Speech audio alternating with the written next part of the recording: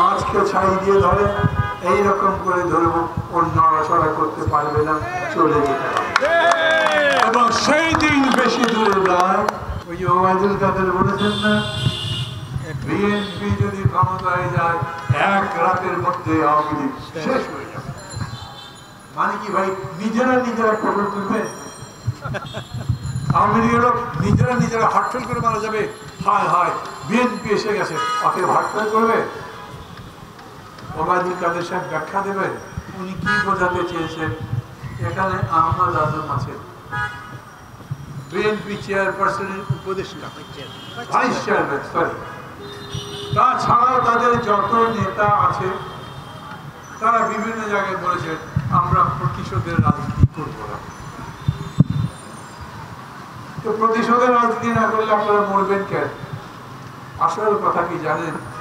পাপ যে করে তার মনের মধ্যে পাপ বোধ থাকে। ও যতই ধান্দা করুক, যতই চালাক হোক, সে জানে আমি যে পাপ করেছি, অন্যায় করেছি, তা তো জনতা জানে, সবার উপরে আল্লাহ জানে। অর্থাৎ মাপ তো পাবো না। তার মধ্যে মৃত্যু ভয় আছে, তার মধ্যে গ্রেপ্তার হওয়ার ভয় আছে, তার মধ্যে জেলে যাওয়ার ভয় আছে। এবং আমি বলি জনাব ওবায়দুল কাদের সাহেব, এই ধরনের ভয় থাকা ভালো। বিএনপি প্রতিহিংসার রাজনীতি করে না বলেছে, আমিও বলছি প্রতিহিংসার রাজনীতি আমি করি না, আমার দল করে না, আমাদের যে জোট গণতন্ত্র মঞ্চ তারা করে না। কিন্তু যারা আপনারা প্রতিহিংসার রাজনীতি করেছেন, যারা মায়ের কোল খালি করেছে, যারা মানুষের বাড়িতে আগুন জ্বালিয়ে নিষ্ঠ করে দিয়েছে, তাদের বিচার হবে না? অবশ্যই।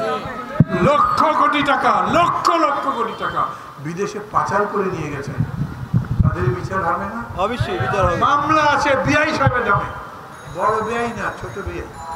কত বড় বিআইও ধরা পড়বে যখন ক্ষমতায় থাকতে পারবেন না। তো লাখ কোটি ভাবতে পারেন, একটা জেলার ছাত্রলীগের প্রেসিডেন্ট 2000 কোটি টাকা বিদেশে পাচার করেছে। আপনি যদি তার বিচার না করেন, এইরকম করে আজকে এই সরকার পড়ে গেল, একটা অন্তর্বর্তী সরকার হলো, তারপরে 2 মাসে 3 মাসের মধ্যে ভোট হলো, আর এই যে লক্ষ কোটি টাকা লুট করে যারা নিজেদের সম্পদ করেছে, বুক ফুলিয়ে চলতে লাগলো আর ভোট চাইল, ওটা ভোট হবে না।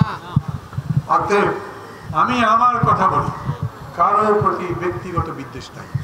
মনে করেছিল যে এইটা দিয়ে বোধহয় মানুষের মন, মানে ওদের আওয়ামী লীগের মন চাঙ্গা করা যাবে, কিন্তু যায় নাই, সেই সত্য প্রকাশিত হয়েছে। আর এইবার খোদ প্রধানমন্ত্রী সাউথ আফ্রিকাতে যাবার পরে ওই দেশের প্রধানমন্ত্রী নরেন্দ্র মোদী বলেছেন বাংলাদেশকে ব্রিক্সে নেওয়া যাবে না। পরিষ্কার সবাই জানেন না? তার মানে ওই যে বাংলায় বলে কবিতার মধ্যে, একে একে নিবিছি দৌটি, দেশের মধ্যে কোনো মানুষ নাই, বিদেশে কোনো বন্ধু নাই, আমেরিকা নাই, অস্ট্রেলিয়া নাই, কানাডা নাই, জাপান নাই, ইউরোপের কোনো দেশ নাই। আর একটা দেশের উপর নির্ভর করেছিল চীন, তারা আবার বলেছে নির্বাচনের ব্যাপারে আমি বাংলাদেশের মধ্যে কোনো নাম করব না। সেখানে থাকলো কি? অর্থাৎ পায়ের তলায় মাটি নেই, সামনে যারা দাঁড়িয়ে আছে চামচা দালাল আওয়ামী লীগের লোকজন মাঝে মাঝে শান্তি সমাবেশ করে, 11 জনকে কত করে কাজে দিতে হয় জানেন, এরাও থাকবে। এদের পতন হবেই, এটা সময়ের ব্যাপার, এবং তা অনেক বেশি সময় নয়, অল্প সময়ের মধ্যে। আমরা বলেছি আমরা সব হিসাব টিসাব করে ওই রকম সময় সরকারকে ধরবো, একদম যেরকম মাছকে ছাই দিয়ে ধরে এইরকম করে ধরবো, ওর নড়াচড়া করতে পারবে না, চলে যেতে হবে। এবং সেই দিন বেশি দূরে নয়, সেই দিনের জন্য অপেক্ষা করতে থাকেন।